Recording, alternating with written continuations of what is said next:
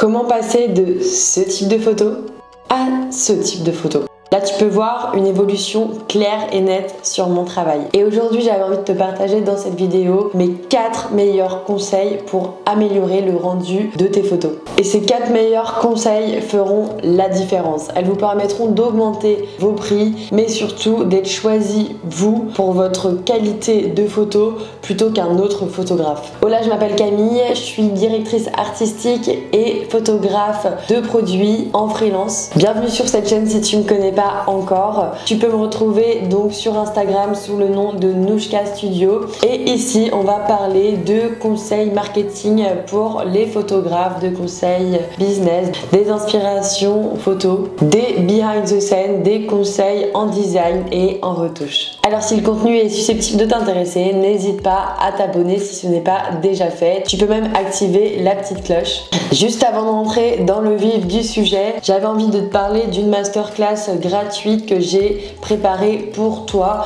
où je te parle des 3 clés pour devenir photographe produit professionnel. Tu peux t'inscrire gratuitement, c'est dans la barre d'infos juste en dessous.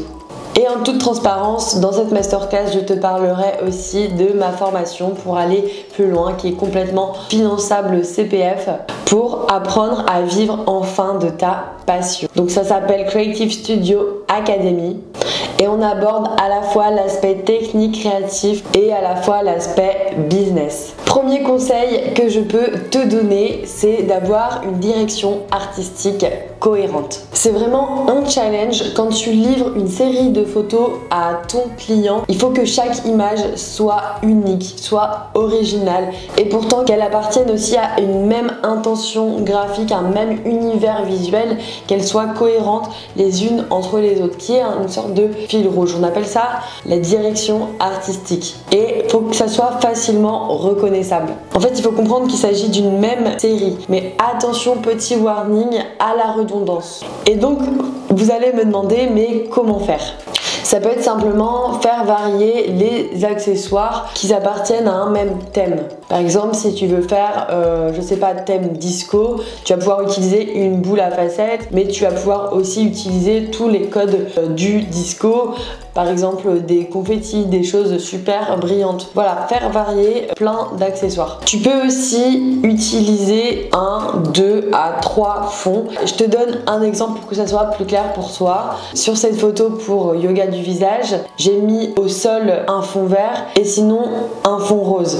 Et j'ai réussi à faire varier les couleurs et à inverser. Tu peux jouer en fait avec 2 ou 3 fonds juste dans la manière de disposer. Un autre exemple avec Velleda dans la disposition du fond. Donc bref, tu fais varier le positionnement des fonds. Tu peux aussi simplement changer d'angle de vue. Tu peux faire un top shot, tu peux faire un shot de manière latérale, tu peux faire un shot en contre-plongée. Tu peux faire aussi des photos différentes mais avoir le même style photographique. Par exemple, avoir toute une série en noir et blanc. Tu peux avoir un style un peu bougé. Enfin voilà, c'est vraiment à toi de déterminer un style et on peut rester dans la même colorimétrie. Si tu fais des photos de modèles par exemple, ils peuvent être pris dans différents lieux mais tout en restant dans la rue par exemple. Bon, je pense que tu auras à peu près compris l'idée. Mon deuxième meilleur conseil est d'être hyper vigilant, de faire attention aux détails. Et la base dans la photo de produit, c'est de bien nettoyer ta scène. Donc tu peux t'aider d'outils tels que de pinceaux, de pinces à épiler. Il faut aussi que tu nettoies bien tes produits. Alors pour ça, tu peux utiliser un chiffon en microfibre ou en peau de chamois. Il ne faut pas qu'il y ait de la poussière qui traîne. Il faut bien nettoyer ton miroir, tes vitres, etc. Tu peux t'aider de produits qui nettoient. Et il faut vraiment que tout soit propre pour éviter un maximum de retouches photo. Tu peux aussi utiliser des gants en coton pour manipuler les produits, ça évitera des traces de doigts qui sont tout de suite très difficiles à enlever, où tu vas passer beaucoup de temps sur les retouches photos. Il faut rien non plus laisser au hasard dans ta photo, tout doit avoir un sens. Tous les éléments, tous les accessoires ne doivent pas être posés au hasard. Attention aussi à bien mettre tous tes produits dans le bon sens, que les étiquettes lunettes soient dans le bon sens, que tout soit droit. Et attention au reflet. Par exemple, on peut apercevoir l'appareil photo ou autre chose qu'on ne voudrait pas voir sur la photo. Donc c'est pour ça, je vous conseille de vraiment de zoomer, de bien checker dans votre photo qu'il n'y a pas des choses qu'on ne veut pas voir. Ça peut paraître vraiment tout bête, mais je vous conseille vraiment de l'appliquer. Troisième et best conseil ever, si tu fais de la photo de produit, investis dans un studio photo avec de l'éclairage. Alors je te parle dans une autre vidéo de quelle lumière choisir, donc je t'invite à aller la voir après si le sujet t'intéresse.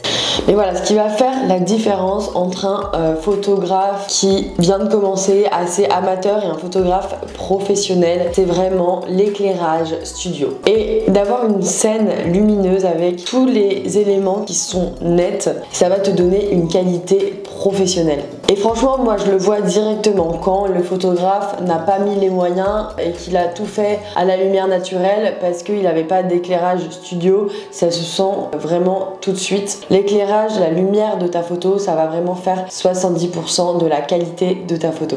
Donc c'est hyper important d'investir là-dedans. Et si par exemple tu veux faire de la photo de texture, c'est indispensable d'avoir un éclairage studio parce que ça fait vraiment amateur de faire de la photo texture à la lumière naturelle. Quatrième et dernier conseil que je peux te donner, la retouche en post-production sur Photoshop. En tout cas, quand tu es en photo de produit, tu es obligé de corriger la colorimétrie, de faire en sorte que les couleurs matchent avec l'identité de la marque, mais aussi avec toute la série de photos. Tu dois corriger tous les petits défauts qui apparaissent sur les produits, sur la scène, sur les papiers, recadrer pour remettre les lignes droites, enlever les poussières apparentes, parce que même si tu as nettoyé ta scène, il y a toujours des petites poussières, des petites choses qu'on ne veut pas voir pour avoir vraiment une image clean.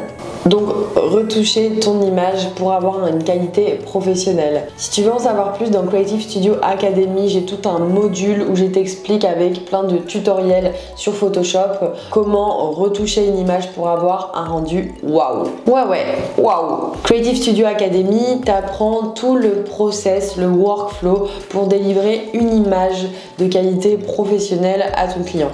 Et puis bien sûr, comment devenir photographe produit professionnel et vivre de ta passion. Si t'as aimé cette vidéo, n'hésite pas à lâcher ton like, moi ça me soutient, t'abonner à la chaîne, me suivre sur Insta, et j'aimerais aussi beaucoup que tu me dises dans les commentaires si toi t'as d'autres idées pour améliorer la qualité de ton rendu photo. Et sinon, je te dis à la prochaine vidéo, ciao.